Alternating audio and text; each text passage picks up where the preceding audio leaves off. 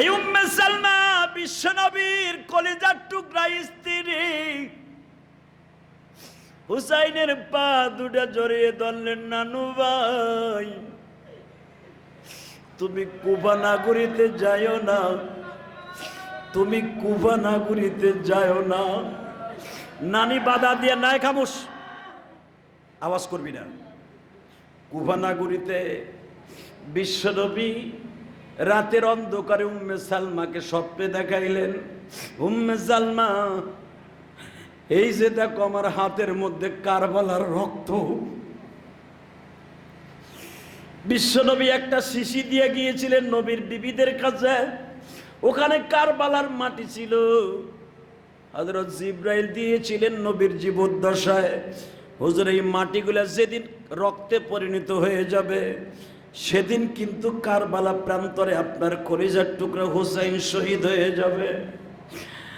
নানু ভাই তুমি কুফায় যাও না, ওই কুফার গভর্নর আর এক এজিদের মতো তোমার ভাই হাসানকে তার বিবির দ্বারাই হত্যা করা হয়েছে, শহীদ করা হয়েছে। আপনারা হাসানের শাহাদাতের কথা শুনলে চোখে পানি রাখতে পারবেন না। হাসান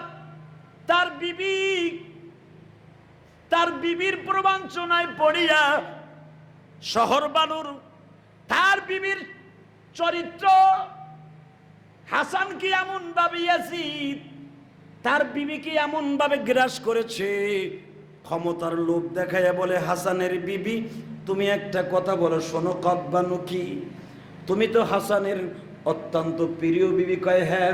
তোমার স্বামীকে বিবাহ, তোমার স্বামীকে যদি মেরে দিতে পারো, আমি ইয়াজিদ এখন মদিনার গভর্নরের প্রেসিডেন্ট প্রধানমন্ত্রী, আমি তোমাকে বিবাহ করব।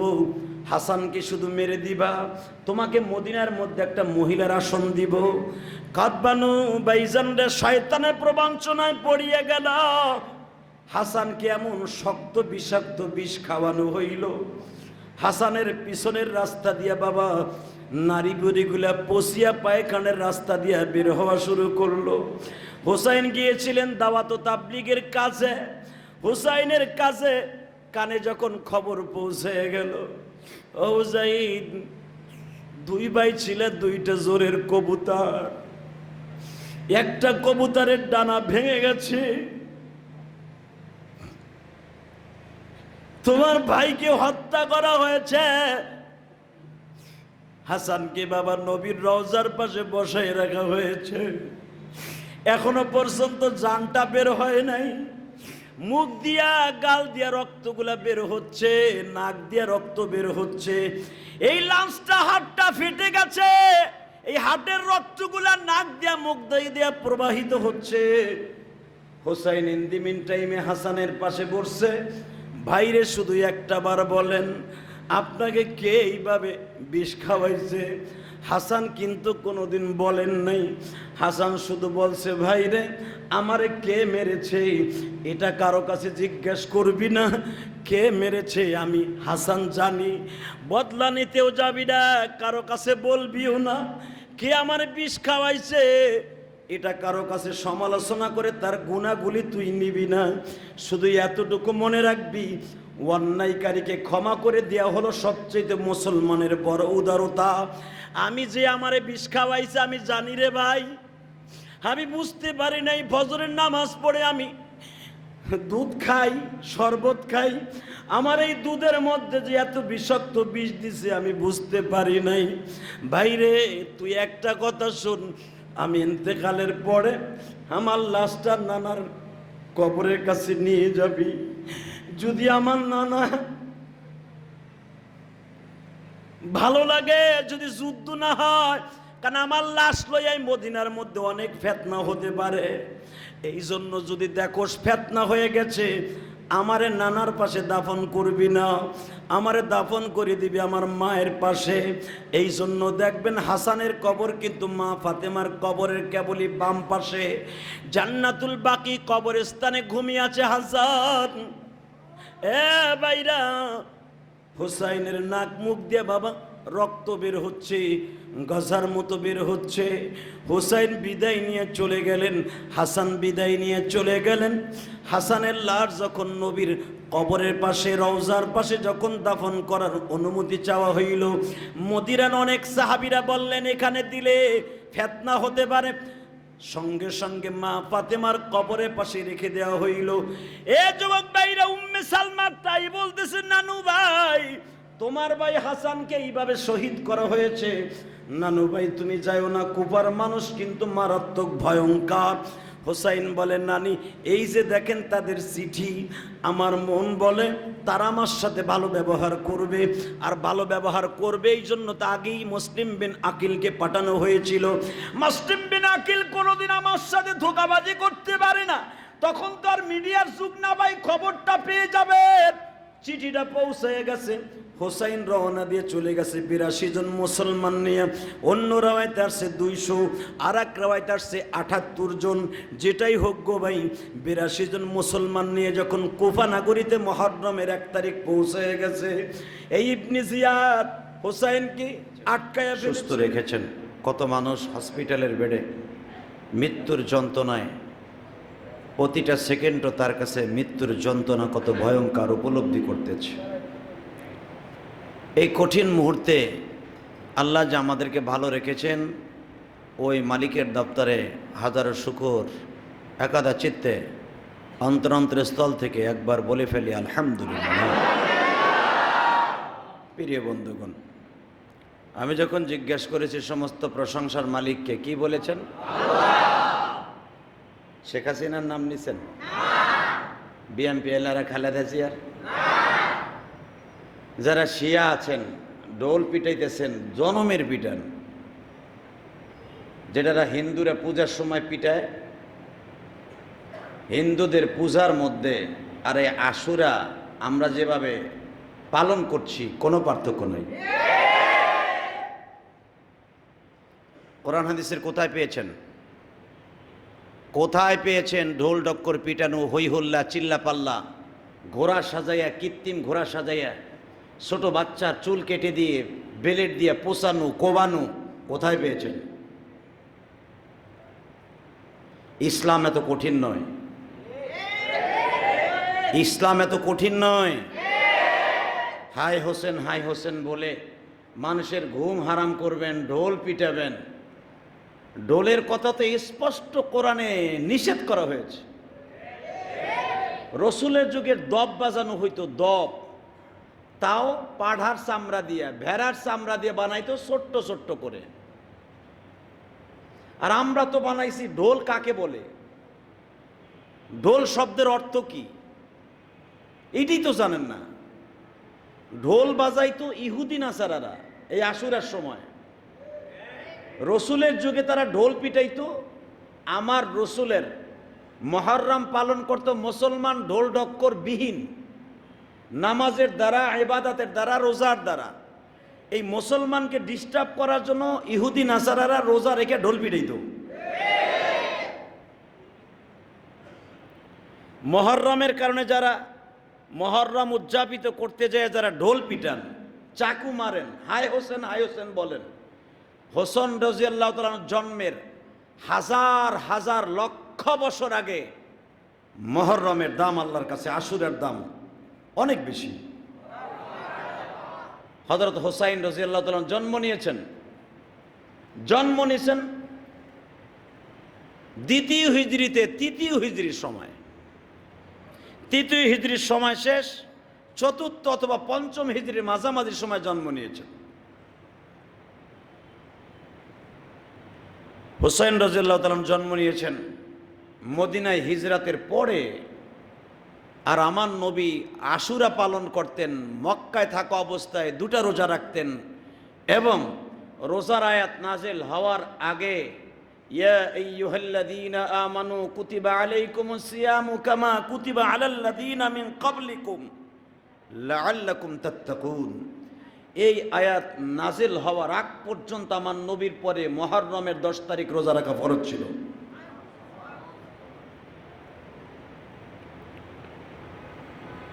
কিন্তু হুসাইন রাদিয়াল্লাহু তাআলা জন্ম নিলেন মদিনায় হিজরতের পরে নবী আশুরা পালন করছে হুসাইন দুনিয়ার আসার আগে। মেরে ভাই দোস্ত বুজুর্গ, আল্লাহ রাব্বুল আলামিন বান্দাকে জান্নাত দিবেন, কিন্তু কোনো ইবাদত আল্লাহ কঠিন করেন নাই আমাদের জন্য যেই কঠিন ইবাদতের দ্বারা আপনার জাহান্নামে যেতে হবে। এই যে আমরা আশুরা পালন করি, এই আশুরা কোন কোরআন হাদিসের ভিত্তিকে করেন আমার কোনো মাথায় ধরে না। হয়তো আপনার বাপ দাদা করে আসছে, 14 পুরুষ করে আসছে, যেরকমভাবে করে সেই শিয়ারা যারা হোসাইনকে মেরেছে, এই ঢোল পার্টি হোসাইনকে মেরেছে। হোসাইন রাদিয়াল্লাহু তাআলা সেই কারবালার ইতিহাসের কারণে এই মুহররমের দাম বাড়ে নাই। আমি মুহররমের এক একটা প্রশংসা করব, আপনার শরীরে শক্তি দিয়া মাওলাই কারিমের শুকর করবেন যে মুহররমের দাম কত। এই মুহররমের চাঁদে আমার আল্লাহ ফেরেশতাদেরকে নিয়ে মিটিংয়ে বসছে। এই মুহররম মাসের 10 তারিখে আল্লাহ রাব্বুল আলামিন মানুষ বানাবার সিদ্ধান্ত নিয়েছেন। এই মুহররমের 10 তারিখে আল্লাহ সুবহানাহু ওয়া তাআলা আদম আলাইহিস সালামকে মূর্তির মতো বানিয়েছেন। জানবিহীন, কোনো জান নাই, একটা মূর্তি, যেটা হিন্দুরা পূজা করে এমন একটা মূর্তি বানিয়ে শুধু 1-2 হাজার বছর না,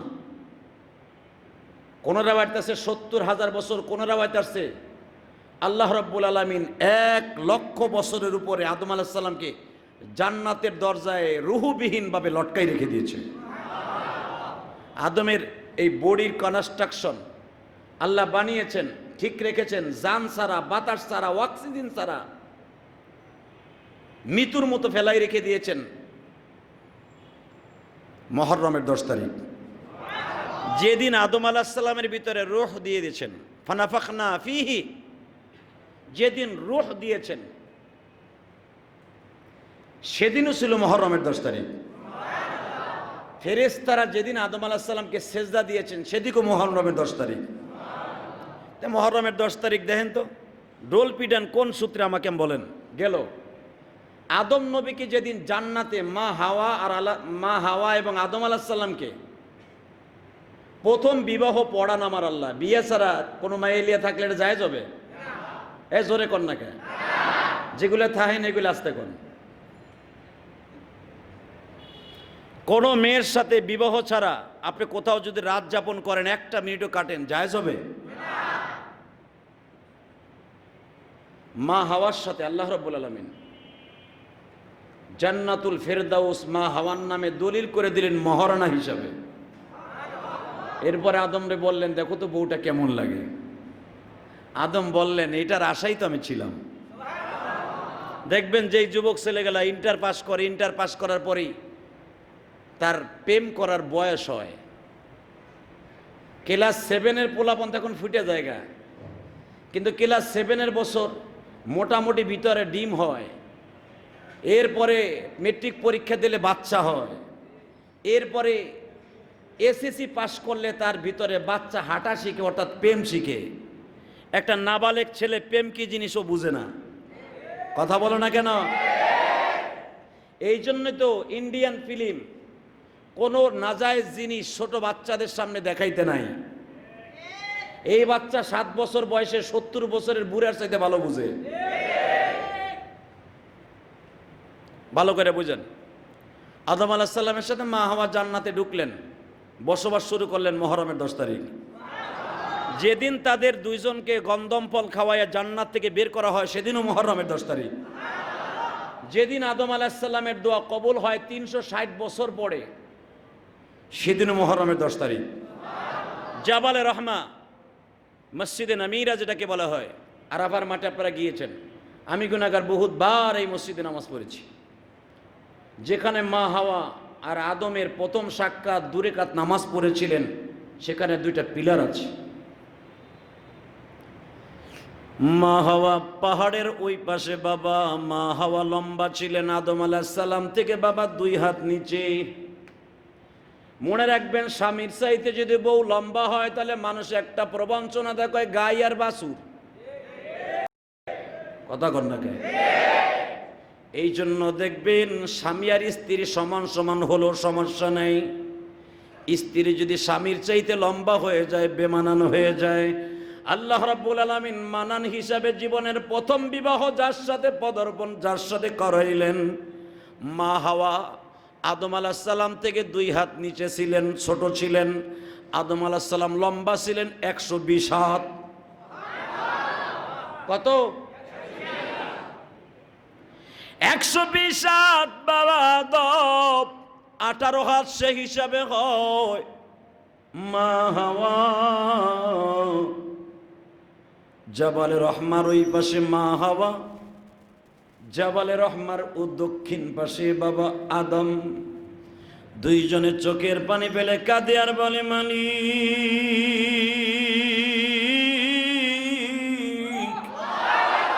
আরে এই গেটটা খোলে কেন?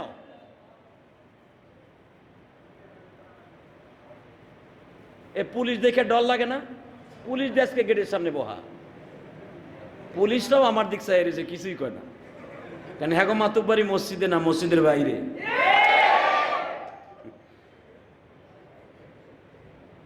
প্রধানমন্ত্রী যদি পুরুষ হইতো, হেও মসজিদে ঢুকে গেট খোলা বন্ধ করার ক্ষমতা তার নাই, তাহলে বোঝা গেল এই ঘরটা কার? জোরে বলেন না কেন? এদিকে দেখান। আদম আলাইহিস সালাতু ওয়াস সালাম দক্ষিণ পাশে, মা হাওয়া উত্তর পাশে। ইন দি মিন টাইমে দুইজনের ভিতরে আমার মওলার প্রেমের নীলা খেলা শুরু হয়ে গেল। এদিকে কান্দে বাবা আদম, ওই পাশে কান্দে মা হাওয়া। দুইজনের প্রেমের ঢেউ শুরু হয়ে গেল। মালিকের দপ্তরে দুইজনের চোখের পানি বাবা কবুল হওয়ার সময় হয়ে গেছে। আমার আল্লাহ ডাক দিয়ে বলেন, আদম রে, ও আদম, ফাতালাক্কা আদামু মির রাব্বিহি কালিমাতিন ফাতাবা আলাইহিম ইন্নাহু হুয়াত তাওয়াবুর রহিম।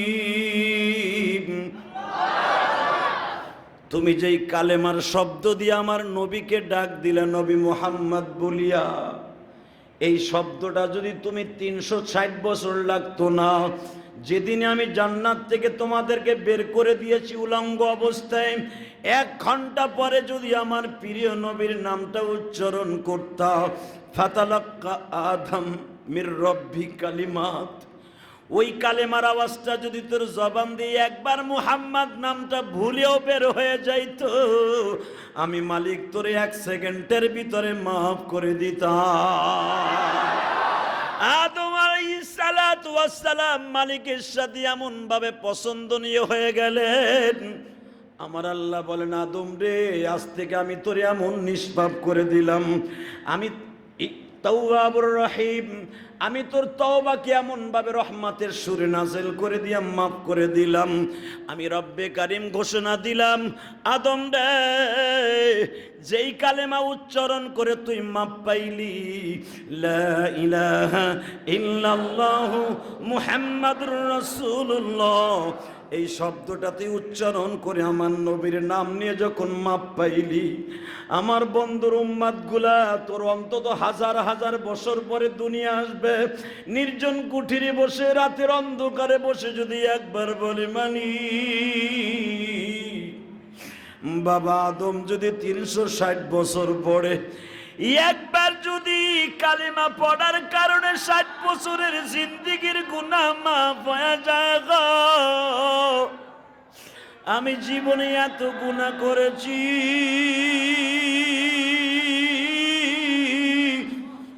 তুমি গুনার দিকে না তাকিয়ে তোমার প্রিয় হাবিবের দিকে তাকিয়ে যদি আমাকে মাফ করে দাও, আমি রব্বে কারীম তাদের জীবনের সব গুনাহগুলি মাফ করে দিবা। আদম আলাইহিস সালাতু ওয়াস সালাম জবান দিয়া বলতেছে, আল্লাহ তোমার কি মায়া লাগে না? আমি 360 বছর পর্যন্ত লজ্জায় আসমানের দিকে তাকাই না। এই আয়াতের তাফসীর খুলে দেখেন, আদম আলাইহিস সালাম একটা অন্যায় করার কারণে ভুল বলা যাবে না। আল্লাহর একটা শব্দ না শোনার কারণে আল্লাহর দিকে এই জমিনে বসে বাবা আসমানের দিকে 360 বছর তাকাইয়া তওবা করে নাই। মাথা নিচের দিক দিয়ে আদম আলাইহিস সালাম কাঁদতেন। 120 হাত মানুষটা যদি কাঁদে বলেন তো তার বসতে কত জায়গা লাগে। আদম আলাইহিস সালাম যখন পাহাড়ের উপর দিয়ে হাঁটতেন শক্ত পাথর পর্যন্ত ডেবে যাইতো। আল্লাহ তার শরীরে এত ওয়েট দিয়েছিলেন। আদম আলাইহিস সালামের মাথাটা ধরে নেন আপনার আমার একটা মিনি একটা বডি। আদম আলাইহিস সালামের হাতগুলি মনে করে দেখেন 120 হাত মানুষের হাতটা কত বড় লম্বা। এইভাবে হাত দুইটা তুলে কোনোদিন দোয়া করে নাই, সবসময় এইভাবে হাত দুইটা নিচের দিকে দিয়ে তওবা করত। মালিক রে, এই জন্য আল্লাহ কোরআনে বলেন ফাতালাক্কা আদামু মির রব্বি কালিমাতিন ফাতাবা আলাইহিম। ও আদম, তুমি এমন ভাবে কালেমা উচ্চারণ করে তওবা করেছো, আমি মালিক আর সহ্য করতে পারি নাই। তোমার তওবাকে কবুল করেছি, জীবনের সব অপরাধগুলি মাফ করে দিয়েছি। ইদা জাআ নাসরুল্লাহি ওয়াল ফাতহ ওয়া রাআইতান নাসা ইয়াদখুলুনা ফি দীনিল্লাহি আফওয়াজা ফাসাব্বিহ বিহামদি রাব্বিকা ওয়াস্তাগফির ইন্নাহু কানা তাওয়াবা। বান্দা আমার কাছে যখন তওবার সুরে গালটা কাত করে দিয়ে চোখের পানি ফেলে দিয়ে কাঁদবি, তোর সব অপরাধগুলো আমার কাছে তুচ্ছ হয়ে যাবে। পৃথিবীতে আমি মালিকের কাছে সবচাইতে বেশি দামি হলো গুনাহগার বান্দার চোখের পানি। মাজলুমের চোখের পানির চাইতে আমি আল্লাহর কাছে জান্নাত এত দামি না। সিরিয়ার মুসলমান, আজারবাইজানের মুসলমান, বুলগারিয়ার মুসলমান, আফগানিস্তানের মুসলমান, মিশরের মুসলমান, ফিলিস্তিনের মুসলমান কত নির্যাতিত নিষ্পীড়িত, ওরা ভাইজান পদদলিত। তুমি আর আমি তো নামাজটা পড়ে যে বিবির হাতের খাবার খাই। তুমি ফিলিস্তিনে যেয়ে দেখো ইসরায়েলি হানাদার বাহিনীরা, ওই জালিমগুলি এমন ভাবে তাদের বাড়িঘরগুলো জ্বালিয়ে পুড়িয়ে দিয়েছে, গুড়িয়ে দিয়েছে বোমার আঘাতে। স্বামী এক পাহাড়ের মধ্যে আশ্রয় নিয়েছে, স্ত্রী আর এক পাহাড়ে আশ্রয় নিয়েছে। বাজান মধ্যপ্রাচ্যের দেশগুলি আমাদের দেশের মতো এরকম সমতল জমিন নয়। এক পাহাড়ের পাশে স্বামী থাকলে আর এক পাহাড়ে স্ত্রী থাকলে স্ত্রীকে খুঁজা বের করতে অনেক সময় লাগে।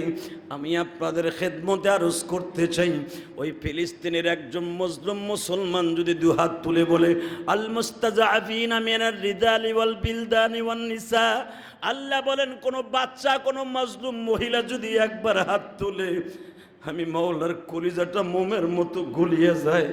তাদের ডাকগুলো আমার কলিজায় এমন ভাবে লাগিয়ে যায়, আমি আল্লাহ তখন আর সহ্য করতে পারি না। আমি রব্বে কারীম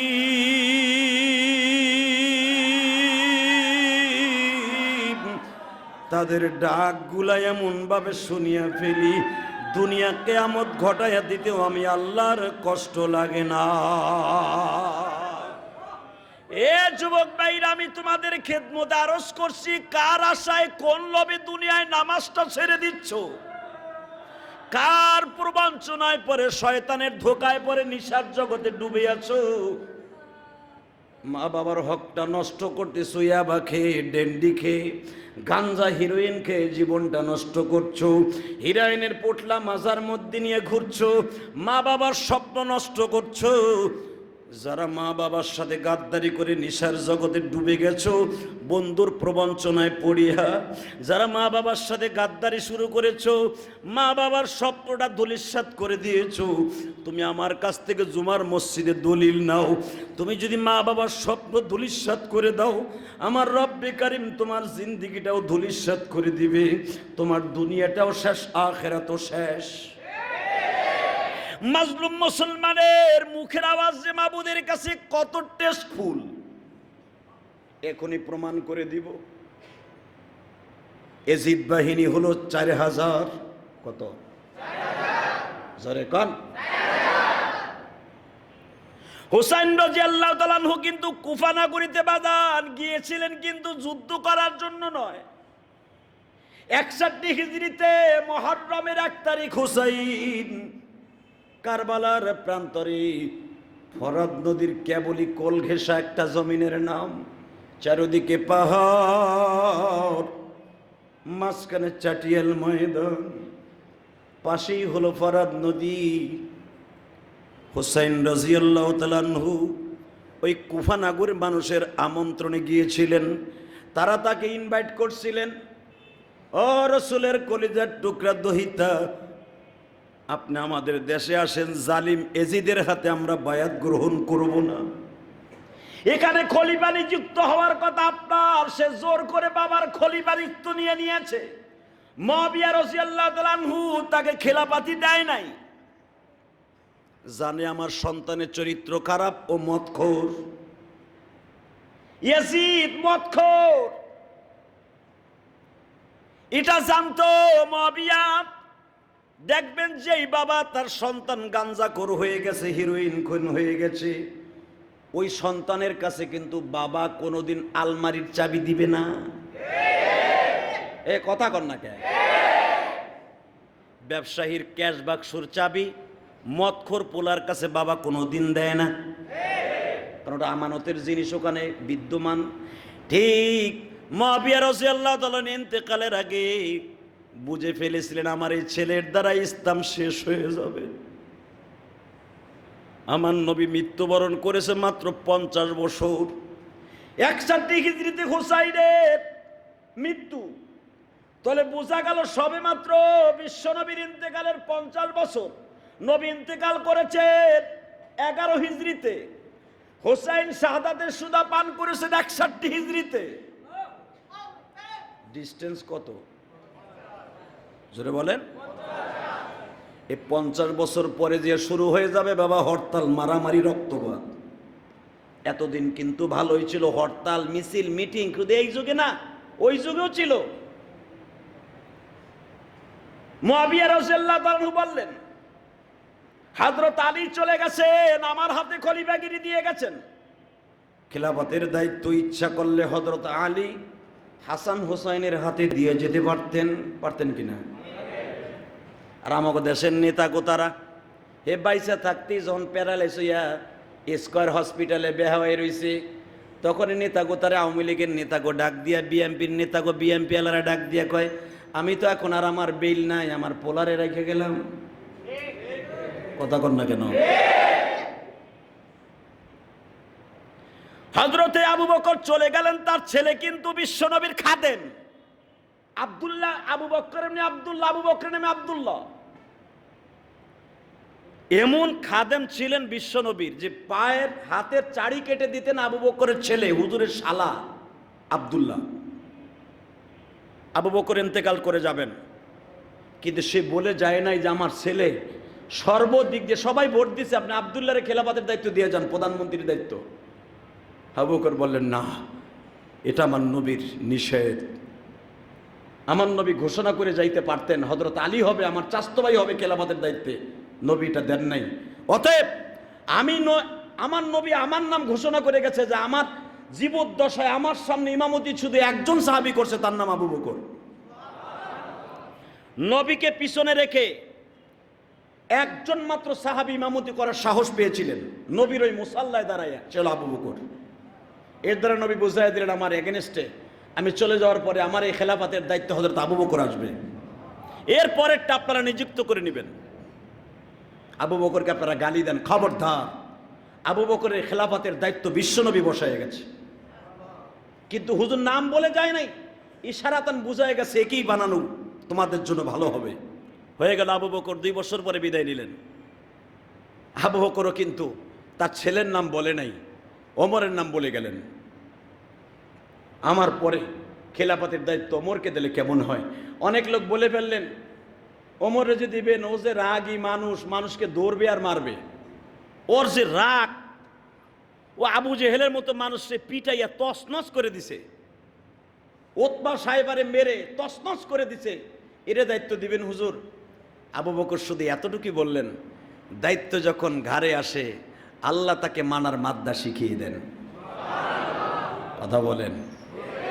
একটা কনস্টেবল যতদিন থাকে তার মনের ভিতরে থাকে যদি ওসি হইতে পারতাম রে, ওসি হলে মনে হয় ওই চেয়ারে বসে অনেক কিছু করতে পারতাম, ক্ষমতা না রে ভাই।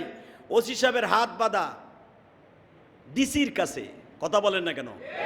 তখন তার পুরা থানার দায়িত্ব যখন চলে আসে তখন তার ভিতরে আগে যেটা ছিল এখন দায়িত্ব পাওয়ার পরে ফার ফার ডিফারেন্স হয়ে যায়। আবু বকর বললেন ক্ষমতা পাওয়ার পরে সব ঠিক হয়ে যাবে, ঠিক তাই হলো। এমনই হলো যে একটা পাঞ্জাবি গায়ে দিয়া জুমার খুতবা দিবে, সেই যা পাঞ্জাবির কাপড়ও ছিল না, ছেলের কাছ থেকে ধার উধার করে, কারণ কিছু গনিমাতের কাপড় মিশর থেকে আসছে, মিশরের গভর্নর হাদিয়া দিয়েছে, আমর ইবনে আস হাদিয়া দিয়েছে, খলিফাতুল মুসলিমিন আপনার দেশে কিছু হাদিয়া পাঠাইলাম। হাদিয়ার কথা শুনে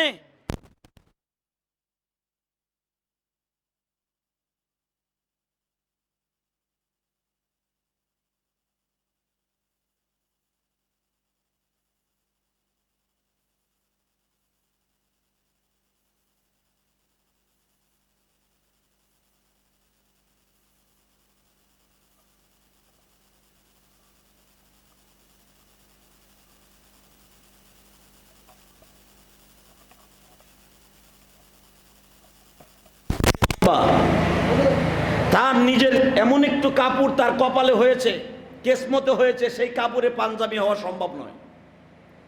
আব্দুল্লাহর কাপড়টাকে একটু হাওলাত করে এনে ছেলের কাছ থেকে বাবা ধার নিয়ে একটা জুব্বা বানাইলেন জুমার খুতবা দেওয়ার জন্য।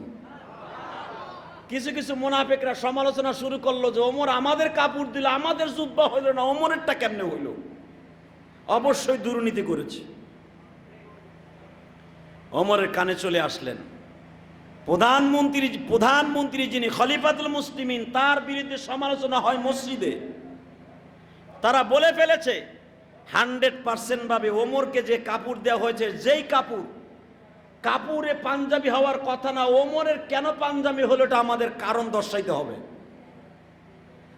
হযরত ওমরের পিএস বলে দিলেন, হযরত গোস্তাকে মাফ করবেন, আমি আপনাকে আমার জানের চাইতে বেশি ভালোবাসি। এই মদিনার মুনাফিকেরা সমালোচনা করতেছে আপনার পাঞ্জাবি কেমনে হইল, তাদের পাঞ্জাবি হয় না। এই এমনকি আপনার পাশের লোকেরাও আপনার সমালোচনা করে। ওমর কেঁদে দিয়ে বললেন, আহারে কপাল, আমার নবী আমার ডাইন পাশে শুয়ে থাকে খুতবার সময়, আমি আমার নবীকে ডাইন পাশে রাখিয়া জুমার খুতবা দেই, এই মসজিদে বসিয়া নবীর রওজার পাশে বসে খুতবা দেই, নবী আমার পাশে বসিয়া আমার খুতবাগুলো শুনেন। এই সমালোচনা করে মসজিদের মধ্যে এত বড় সাহস কার? সঙ্গে সঙ্গে ওমর ইবনুল খাত্তাব খুতবার মধ্যে দাঁড়িয়ে বলতে বাধ্য হইলেন, ও মদিনার মুসলমানেরা, আপনারা মনে রাখবেন, গীবাত করা, সমালোচনা করা, মৃত্যুর ভাইয়ের গোশত খাওয়া। আপনারা মনে মনে ভেবেছেন আমি বুঝি দুর্নীতি করি, আমি বুঝি দুর্নীতি করিয়া বাইতুল মালের জামা খরিদ করিয়া নিয়া, অথবা বাইতুল মালের জামাগুলা জুলুম করিয়া নিয়ে আমি পাঞ্জাবি বানিয়েছি। নিজের সন্তান আব্দুল্লাহকে ডাক দিয়া বলেন, আব্দুল্লাহ বাবা আপনি বলেন তো এই জামা আমি কোথায় দিয়ে আমি কাপড় এনে পাঞ্জাবি তৈরি করেছি। আব্দুল্লাহ বললেন, ও মদিনার সাহাবীরা, মন্ত্রী পরিষদ, আমার বাবাকে আপনারা কখনোই চোর বলে সাব্যস্ত করবেন না। আমার বাবা প্রতিটা রাত্রে নবীর রওজার পাশে বসিয়া নবীর কাছ থেকে কোনো কথা না জিগাইয়া কোনো কাজ করে না। আমরা সবাই মদিনার সবাই ঘুমাই, আমার বাবা একটা টর্চ লাইট নিয়ে মদিনার অলিতে গলিতে সারা রাত ঘুরে, আপনারা জানেন না। আমি তার সন্তান হয়ে বলছি, আমি দেখেছি আমার বাবা জুমার খুতবা দিতে যাইয়া জামাটা পিছনের থেকে ফাটা। আমার বাবা গত পরশুদিন মদিনার অলিতে গলিতে ঘুরতে যাইয়া খেজুরের ডালের সাথে লাগিয়া বাবার পিছনের জামাটা ছিঁড়ে গেছে। এই ছিঁড়া জামা দিয়া যদি খলিফাতুল মুসলিমিন খুতবা দেয়, মদিনার মুনাফিকেরা তারা বদনাম বলবে, তারা সমালোচনা করবে, তারা বলবে মুসলমান দুর্বল হয়ে গেছে। আমি আমার বাবাকে পরামর্শ দিয়েছি, আব্বা যান আপনি আমার কাপড়টা অ্যাড করি, আপনি পাঞ্জাবিটা বানায় লন। খোদার কসম করে বলছি, আমার বাবা বাইতুল মালের থেকে এক টুকরা কাপড় জুলুম করে নাই। ও আমার ক্ষমতাবান ভাইরা, জনগণের হক মারিয়া যারা সত্যিকারে আপনারা নিজেরা বড়লোক হবেন অথবা নিজে ভোগ করবেন, আমার মাওলার আদালতে কিয়ামতের মাটি হিসাব দিতে হবে। জনগণের একটা টাকাও যদি আপনার বেলাটের মধ্যে ঢুকিয়ে থাকে, আপনার পুরা বডির বেলাটটা যদি আপনি শ্বাস করে রক্ত বের করেও দেন, ওই জনগণের হক আপনি না বুঝাইয়া দেয়া পর্যন্ত আপনার কোনো ইবাদত আসমানে যাবে না। হযরত ওমর বললেন খুতবায় দাঁড়াইয়া, খোদার কসম করে বলছি একটা টাকাও আমি বাইতুল মালের থেকে জুলুম করে নেই নাই। আপনারা আমাকে ক্ষমা করবেন, আমার ছেলের কাপড়টা দিয়ে আমি জুব্বা বানিয়েছি। মদিনার মানুষগুলা কান্নার রোল পড়ে গেল। কেমন খলিফাতুল মুসলিমিনের সমালোচনা আমরা করলাম। হযরত ওমর বাজান 10 বছরের মতো সময় খলিফাতুল মুসলিমিন মদিনার। ওমরের পরে 12 বছর একাধারে রাজত্ব করেছে উসমান গনি। উসমান গনির পরে রাজত্ব করলেন হযরত আলী। আলী বেশি দিন লাস্টিং করতে পারে নাই। এই শিয়ারা কিন্তু আলীর রাজত্ব কায়েম করতে দেয় নাই। এমনকি মদিনার থেকে তারা হযরত আলীকে তাড়িয়ে ছেড়েছে। আলী ইরাকের জমিনেতে যাইয়া রাজত্ব করতেন, মদিনার খেলাফতের দায়িত্ব পালন করতেন। ওখানে যাইয়াও কিন্তু তারা আলীকে বাঁচতে দেয় নাই। হযরত আলীকে হত্যা করেছে, শাহাদাতের সুদা পান করিয়েছে। হযরত আলীর পরে খেলাফতের দায়িত্ব আসলেন হযরতে মুয়াবিয়ার কাছে। মুয়াবিয়ার ক্ষমতা হযরতে আলী রাদিয়াল্লাহু আনহু ইন্তেকাল করে যাওয়ার সময় কিন্তু ইচ্ছা করলে হুসাইনের নাম ঘোষণা করে যেতে পারতেন অথবা হাসানের নাম ঘোষণা করে যেতে পারতেন। নাম কিন্তু হুসাইনের নাম বলেন নাই, মুয়াবিয়ার নাম বলেছেন। মুয়াবিয়া বললেন আমার ছেলেকে আমিও ঘোষণা করে যেতে পারি না। খবরদার মুয়াবিয়াকে কখনো আপনারা গালি দিবেন না। মুয়াবিয়া কিন্তু কাতেবে ওহী। এই যে কোরআন আপনারা আমি তেলাওয়াত করি, এটা কি হযরতে মুয়াবিয়ার লেখা? মুয়াবিয়া রাদিয়াল্লাহু তাআলা আনহু নবীর 10 জন কাতেবে ওহী, কোরআন শরীফ লিখছেন 10 জন সাহাবী। তার মধ্যে কিন্তু হযরত মুয়াবিয়া একজন, যে হলো নবীর কাতেবে ওহী, অর্থাৎ কোরআন লেখনেওয়ালা, রাইটার যিনি। ওই সাহাবী কোনোদিন তার সন্তানদের অবৈধভাবে ক্ষমতা দিয়ে যেতে পারে না। কারণ মুয়াবিয়ার জীবদ্দশায় তার সন্তান ইয়াজিদ কিন্তু দুরাচার ছিল, চরিত্র খারাপ ছিল, মদ খাইতো। এমন কোনো কাজ নাই মুয়াবিয়ার সন্তান ইয়াজিদ করে নাই। তার জ্বলন্ত প্রমাণ দেখবেন, ইয়াজিদ নামে কোনো মানুষ হিন্দুরাও রাখে না। কথা কন না কেন? ইহুদিদের ভিতরও দেখবেন ইয়াজিদ নামে কারো নাম নাই। এটা এমন একটা ঘৃণিত শব্দ হয়ে গেছে। আপনি যদি কোনো মুসলমান মদখোরের ছেলেকেও বলেন আপনার আমি 1 কোটি টাকা দিব, আপনার পোলার নামটা ইয়াজিদ রাখেন। কথা কন না কেন? রাখে? বরঞ্চ যদি কেউ মস্করা করে বলে আরে বেটা তুই তো ইয়াজিদের বংশধর, বলে না? এই শব্দটা বলার সাথে ওই লোক পারে তরে খুন করে ফেলে। এটা এমন একটা ঘৃণিত শব্দ হয়ে গেছে, আবু জেহেলের চাইতে বেশি ভয়ঙ্কর ঘৃণিত শব্দ ইয়াজিদ হয়ে গেছে। আরে বেটা তুই তো আবু জেহেলের মতো, আরে বেটা তুই তো ইয়াজিদের বংশধরের মতো কাজ করলি, বলে কিনা? কেন বলে? এমন একটা ঘৃণিত নাম হয়ে গেছে এটা। ইয়াজিদ নিজে ক্ষমতা নিলেন জোর করে, কোনো ভোট নাই, কোনো কিছু নাই। 2টা গ্রুপ হয়ে গেল, এখান থেকে শুরু হলো রাজনীতির গ্রুপ। এতদিন কিন্তু খেলাফত ভালোই ছিল 50 বছর পর্যন্ত, যতদিন হযরত হোসাইনের হাতে কিছু লোক ভোট দিয়া তার বাক্সে ভোট দিলেন, হোসাইনের ভোটের সংখ্যা বেশি। ইয়াজিদের ভোট বেশি পড়ে নাই তার বাক্সে। ইয়াজিদ ক্ষমতা জোর করে দখল করে কারফিউ জারি করে দিলেন যে একবার যদি কেউ হোসাইন আর হাসানের নাম কারো জবানে উচ্চারিত হয় তারই খুন করব। কেউ যদি হাসান আর হোসাইনের ভোট লইয়া কালেমার বাক্স লইয়া মাঠে নামে তারই হত্যা করব। মানুষ চুপে চুপে ভিতরে ভিতরে হোসাইনের দল করতো ঠিকই, এই মুখ দিয়ে বলতে সাহস পাইতো না। বাজানরে হুসাইন রাদিয়াল্লাহু তাআলা আনহু হঠাৎ করে একটা চিঠি পাইলেন। তার খাদেম বললেন, হুজুর, মদিনার থেকে আপনি চলে যান কুফা নগরীতে। কুফার মানুষগুলি আপনাকে চিঠি দিয়েছেন, ওখানে গেলে তারা বায়াত গ্রহণ করবে। আপনার বাবার মতো আপনি ওখানে থাকিয়া রাজত্ব করবেন। আমরা মদিনার মানুষগুলো, আপনি যেখানেই থাকেন, আপনার আমাকে প্রেসিডেন্ট হিসাবে, খলিফাতুল মুসলিমিন হিসাবে মেনে নিব। ও ভাইরা, হযরত হুসাইন বললেন, এই মদিনার মানুষগুলি আমার ভাইকে মেরে ইয়াজিদ হত্যা করে আমার ভাইকে জোর করে ক্ষমতা দখল করেছে। আমার মন বলে কুফার মানুষগুলি আমার সাথে খারাপ ব্যবহার করবে। মুসলিম বিন আকিল অর্থাৎ হযরতে আলীর চাস্তো ভাই, চাস্তো ভাতিজা হুসাইন বললেন, তুমি যাও। মুসলিম বিন আকিলকে পাঠিয়ে দিলেন কুফা নগরীতে, দেখো তো ওখানের অবস্থা কি। মুসলিম বিন আকিল যখন গেলেন, কুফার সব মানুষগুলা বায়াত গ্রহণ করলো। আপনি হুসাইনের কাছে চিঠি লিখে দেন, আমরা একাদা চিত্তে হুসাইনকে খলিফা হিসাবে মেনে নিব। যখন চিঠিটা লিখে দিলেন, ও নবীর কলিজার টুকরা হুসাইন, আপনি কুফায় আসেন, কুফার অবস্থা খুব ভালো। ও ভাইজান, চিঠি আজকে পাঠাইছে, 2 দিন পরের থেকে শুরু হয়ে গেল। মুসলিম বিন আকিলকে ইবনে জিয়াদ ছিল কুফা নগরীর গভর্নর।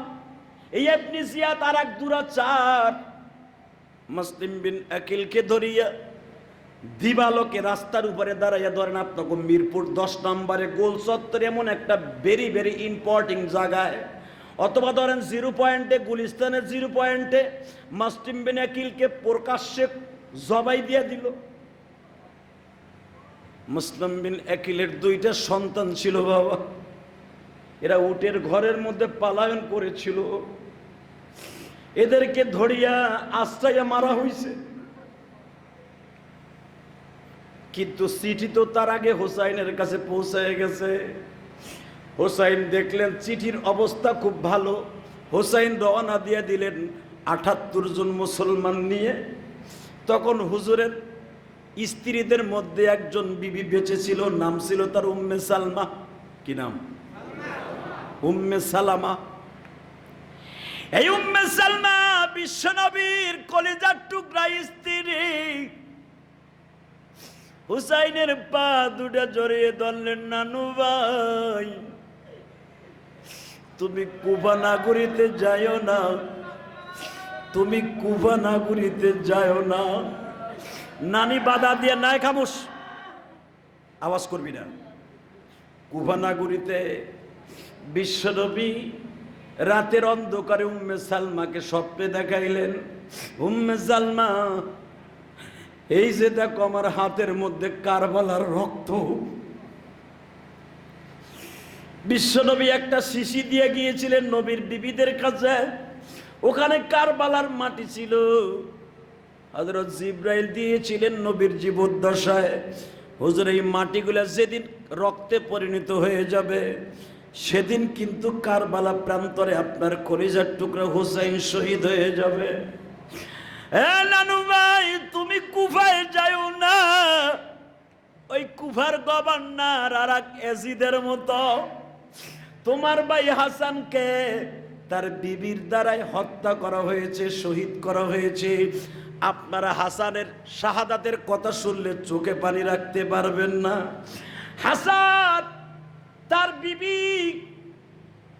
তার বিবির প্রবঞ্চনায় পড়িয়া শহর বানুর তার বিবির চরিত্র, হাসান কি এমন ভাবে ইয়াজিদ তার বিবিকে এমন ভাবে গ্রাস করেছে, ক্ষমতার লোভ দেখাইয়া বলে, হাসানের বিবি তুমি একটা কথা বলো, শোনো, কতবানু কি, তুমি তো হাসানের অত্যন্ত প্রিয় বিবি। কয়, হ্যাঁ।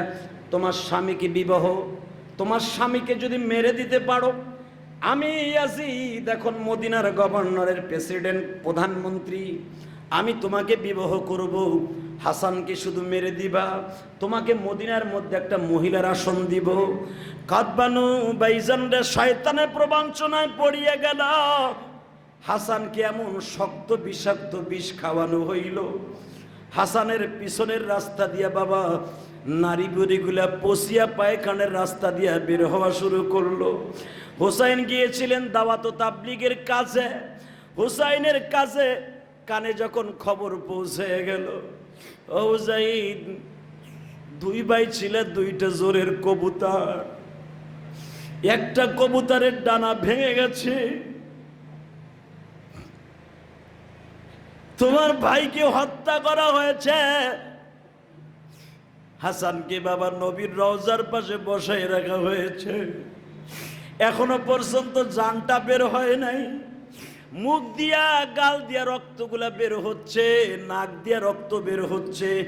এই লাঞ্চটা হাড়টা ফেটে গেছে, এই হাড়ের রক্তগুলা নাক দিয়া মুখ দিয়া প্রবাহিত হচ্ছে। হোসাইন ইন দি মিন টাইমে হাসানের পাশে বসছে। ভাইরে শুধু একটা বার বলেন, আপনাকে কে এইভাবে বিষ খাওয়াইছে? হাসান কিন্তু কোনোদিন বলেন নাই। হাসান শুধু বলছে, ভাইরে আমারে কে মেরেছে এটা কারো কাছে জিজ্ঞেস করবি না, কে মেরেছে আমি হাসান জানি, বদলা নিতেও যাবি না, কারো কাছে বলবিও না। কে আমারে বিষ খাওয়াইছে এটা কারো কাছে সমালোচনা করে তার গুণাগুলি তুই নিবি না। শুধু এতটুকু মনে রাখবি, অন্যায়কারীকে ক্ষমা করে দেওয়া হলো সবচেয়ে মুসলমানের বড় উদারতা। আমি যে আমারে বিষ খাওয়াইছে আমি জানি রে ভাই, আমি বুঝতে পারি নাই। ফজরের নামাজ পড়ে আমি দুধ খাই, শরবত খাই, আমার এই দুধের মধ্যে যে এত বিষাক্ত বিষ দিছে আমি বুঝতে পারি নাই। ভাইরে তুই একটা কথা শুন, আমি ইন্তেকালের পরে আমার লাশটা নানার কবরের কাছে নিয়ে যাবি। যদি আমার নানা ভালো লাগে, যদি যুদ্ধ না হয়, কারণ আমার লাশ লইয়াই মদিনার মধ্যে অনেক ফেতনা হতে পারে। এই জন্য যদি দেখোস ফেতনা হয়ে গেছে, আমারে নানার পাশে দাফন করবি না, আমারে দাফন করে দিবি আমার মায়ের পাশে। এই জন্য দেখবেন হাসানের কবর কিন্তু মা ফাতেমার কবরের কেবলই বাম পাশে। জান্নাতুল বাকি কবরস্থানে ঘুমিয়ে আছে হাসান। এ ভাইরা, হুসাইনের নাক মুখ দিয়ে বাবা রক্ত বের হচ্ছে, গজার মতো বের হচ্ছে। হুসাইন বিদায় নিয়ে চলে গেলেন, হাসান বিদায় নিয়ে চলে গেলেন। হাসানের লাশ যখন নবীর কবরের পাশে রওজার পাশে যখন দাফন করার অনুমতি চাওয়া হইল, মদিনার অনেক সাহাবীরা বললেন এখানে দিলে ফিতনা হতে পারে। সঙ্গে সঙ্গে মা ফাতেমার কবরের পাশে রেখে দেওয়া হইল। এ যুবক ভাইরা, উম্মে সালমা তাই বলতেছে, নানু ভাই তোমার ভাই হাসানকে এইভাবে শহীদ করা হয়েছে, নানু ভাই তুমি যাও না, কুফার মানুষ কিন্তু মারাত্মক ভয়ঙ্কর। হোসাইন বলে, নানি এই যে দেখেন তাদের চিঠি, আমার মন বলে তারা আমার সাথে ভালো ব্যবহার করবে, আর ভালো ব্যবহার করবে এই জন্য তো আগেই মুসলিম বিন আকিলকে পাঠানো হয়েছিল। মুসলিম বিন আকিল কোনোদিন আমার সাথে ধোঁকাবাজি করতে পারে না, তখন তো আর মিডিয়ার যুগ না ভাই, খবরটা পেয়ে যাবে। চিঠিটা পৌঁছে গেছে, হোসাইন রওনা দিয়ে চলে গেছে 82 জন মুসলমান নিয়ে। অন্য রাওয়ায়াতে আসছে 200, আর এক রাওয়ায়াতে আসছে 78 জন। যেটাই হোক গো ভাই, 82 জন মুসলমান নিয়ে যখন কুফা নগরীতে মুহররমের 1 তারিখ পৌঁছে গেছে, এই ইবনে জিয়াদ হোসাইনকে আটকায়া ফেলেছে, চারিদিকে আটকায়া ফেলেছে। আপনারা হোসাইনের পরে ভিত্তি করে হাই হোসেন বলে ঢোল ডক্কর পিটান, শরীরে চাকু মারেন। হালাকে হোসাইন তো ঢোল ডক্কর পিটাইয়া মাঠে নামে নাই, কথা কর না কেন? মুহররমের 1 তারিখ কারবালা প্রান্তরে হোসাইন উপস্থিত। হঠাৎ করে মনে পড়ে গেল হোসাইনের, আমার নানা না বলছিল মুহররমের 10 তারিখ আমার মৃত্যু হয়ে যাবে। মুহররমের 10 তারিখ হইতে আর কয়দিন বাকি। হুজুর হুসাইনের স্ত্রী বললেন, শহরবানু বললেন, ও নবীর কলিজার টুকরা হুসাইন, মুহররমের আর মাত্র 10 তারিখ হইতে 1 দিন বাকি আছে। হুসাইন বললেন, বিবি রে, আমাকে তুমি মাফ করে দিও। আমার ভাতিজা কাশেম কয়, জি চাচা যান, আমার ভাইয়ের একটা ওসিয়ত ছিল, আমার কলিজার টুকরা সকিনাকে বাবা তোর সাথে বিবাহ দেয়া। আর এক রেওয়ায়েত আছে বিবাহ আগেই দিয়ে দিয়েছে, আর এক রেওয়ায়েত আছে কারবালা প্রান্তরে তাদের বিবাহের অনুষ্ঠান হয়। যুবক ভাইরে, কাশেম এত টটবুকে যুবক, বিবাহের উপযুক্ত বিয়ে হয়ে গেল। সকিনার তাঁবুর মধ্যে যাইয়া জিজ্ঞেস করে, সাকিনা রে, হবার পরে তোমার কোনো দাবি দোবা আছে কিনা? সকিনা বলতে বাধ্য হইলেন, আমার বাবার কসম করে বলছি, আমি আল্লাহর কসম করে বলছি, আমার বাবার নানার কসম করে বলছি, আপনার পরে আমার কোনো দাবি নাই, যদি একটা শর্ত আপনি পুরা করেন। আমার বাবাকে যারা মারার জন্য এই যে কয়েকদিন হয়ে গেল ফরাত নদীর পানি বন্ধ করে দিছে, আমার 6 মাসের ছোট্ট ভাই আলী আসগর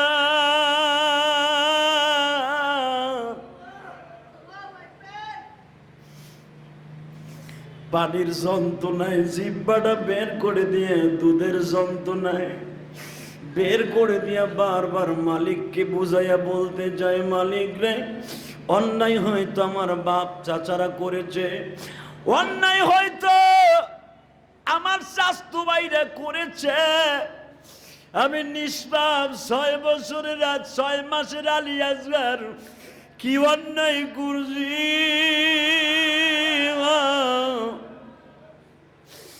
কেন আমাকে 1 গিলাস পানি দেয় না?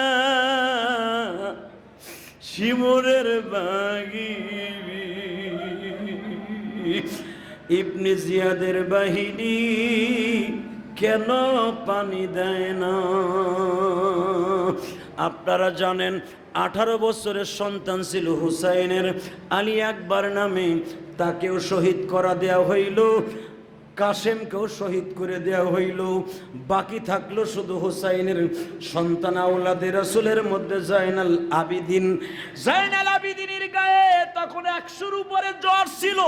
ওই জামানায় অসুস্থ মানুষের পরে আক্রমণ করা যায় ছিল না। এজিদ বাহিনী টানা হলো জয়নালকেও তারা মেরে ফেলতো। ভাইজান রে, 9 মুহররম অর্থাৎ আজকের দিন, কালকে না 10 তারিখ, রবিবারে, আজকে কয় তারিখ? 8 তারিখ। এ যুবক ভাইরা ভালো করে বুঝছো, যারা ঢোল ডাক করবিটাও ভালো করে বুঝছো। যারা মনে মনে ভাবো এই ঢোলের মধ্যে বুঝি অনেক ফজিলাত, নো, ইম্পসিবল।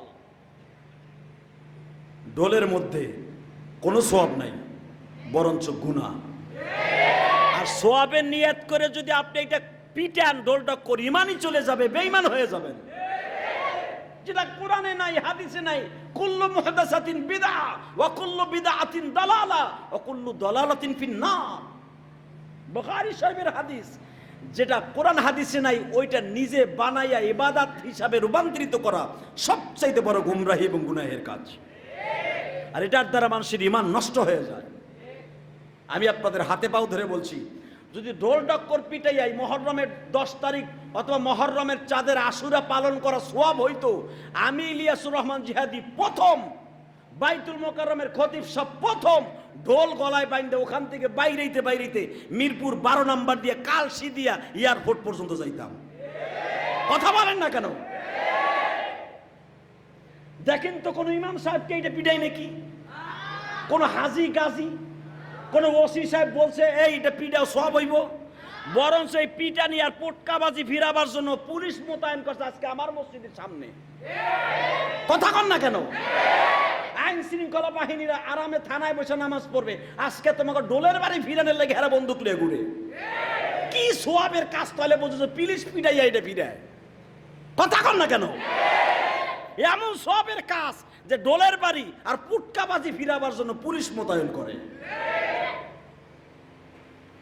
খবরদার, এটা বেদাত, এটা করবেন না। আল্লাহ আপনাদের হেফাজত করুক, সঠিক বুঝ দান করুক, ভালো করে বোঝার চেষ্টা করবেন।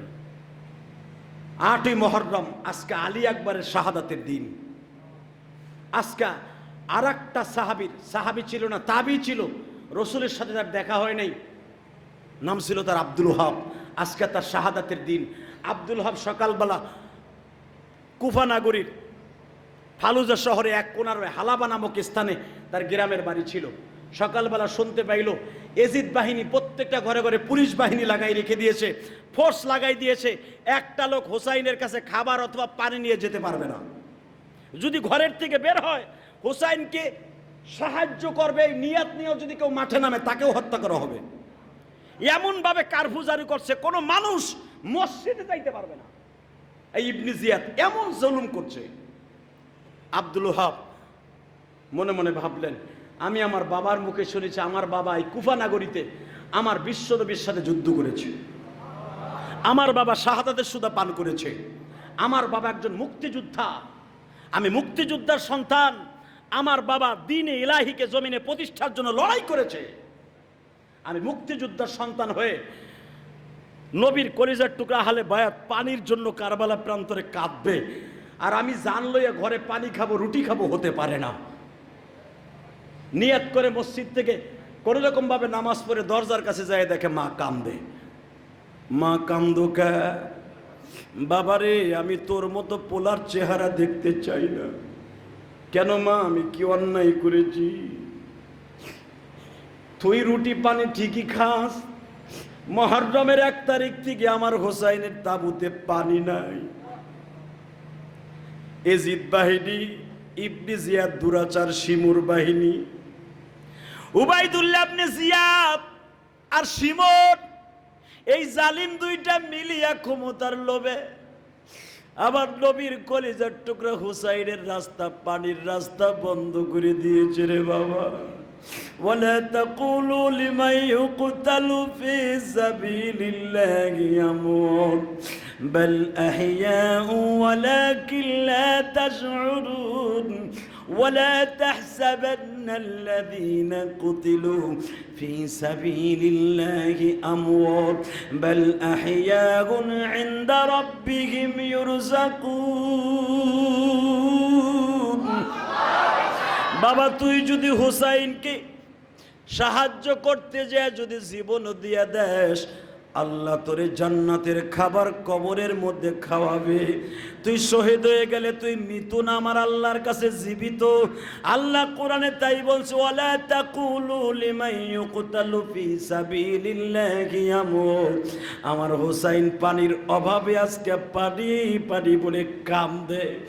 আব্দুল ওহাব ফজরের নামাজটা শেষ করে বাবা 8 কেজি পানি, কয়েক কেজি রুটি খুরমা লইয়া কারবালার প্রান্তরের দিকে রওনা দিলেন। তাবুর সন্নিকটে এসে কারবালার থেকে হাত উঁচা করে ডাক দিয়েছে, হুসাইন এই কুফা নগরীতে কেউ না থাকলেও আব্দুল ওহাব আছে।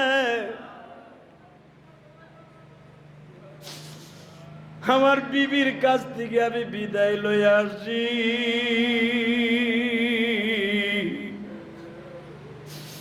আমার বিবি আবার পিছে পিছে আসতেছে। এই যে পানি লন খুরমা লন, হাত দুইটা উঠাইতে দেরি আছে বাবা। ইবনে জিয়াদের বাইরে আব্দুল ওহাবের পেটের মধ্যে এমন জোরে তীর আর বর্ষা দিয়ে আঘাত করেছে, আব্দুল ওহাবের জীবনটা বাবা কারবালা প্রান্তরে নিঃশ্বাস হয়ে গেল। বাবা পানি আর খুরমা ওখানেই পড়ে আছে। আমি আপনাদের খেদমতে আরজ করতে চাই, 10ই মুহররম কষ্টের দিন, ঢোল পিটাইয়া সুখের দিন নয়।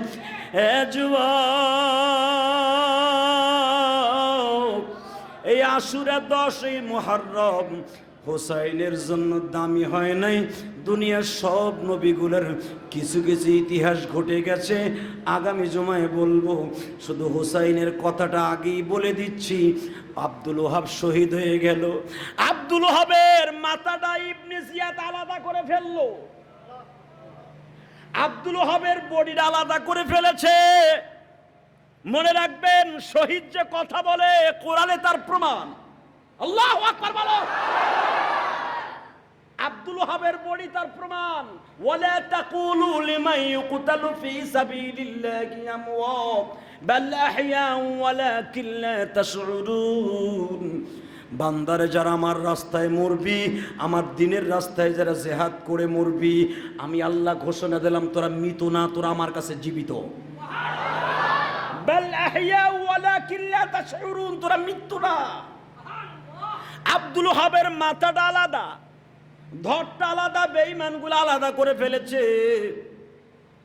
আওয়াজ আসতেছে, হোসাইন রে পারলাম না, আপনারে কোন রকম ভাবে একটু সাহায্য করতে।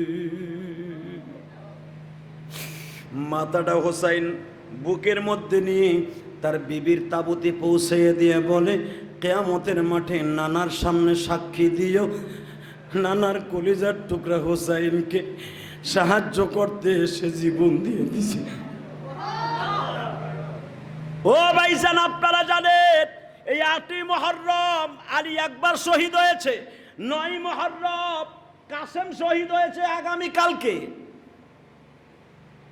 ১০ই মুহররম হোসাইন শাহাদাতের সুদা পান করেছে। আমি শুধু আপনাদের খেদমতে আরজ করতে চাই, যদি আপনি হাসানের হোসাইনের অনুষ্ঠান করতে চান, এটা কি দুঃখ দিয়া না কষ্ট দিয়া না আরাম দিয়া? কষ্ট দিয়া, কথা ঠিক না ঠিক? অতএব আপনাদের খেদমতে আরজ করতে চাই, ১০ই মুহররমের সেই মর্মান্তিক ইতিহাস আগামী জুমায় শুনতে পারবেন। সেটা কত ভয়ঙ্কর ছিল, কত হৃদয় বিদারক ছিল, পৃথিবীর ইতিহাসে নাই এইভাবে কোনো মানুষকে কেউ মারে। আল্লাহ রাব্বুল আলামিন আমাদের সবাইকে এই মুহররমের তাৎপর্য বুঝে শুনে সঠিকভাবে আমল করার তৌফিক দান করুক। আনতাজে বিদাতের মতো আমল করার তৌফিক যেন আল্লাহ আমাদের সবাইকে দান না করে, আল্লাহ আমাদের সবাইকে কবুল করুন, সবাই বলে আমিন। আমার তাওফিক ইল্লা বিল্লাহ। সকলের জন্য দোয়া করবেন।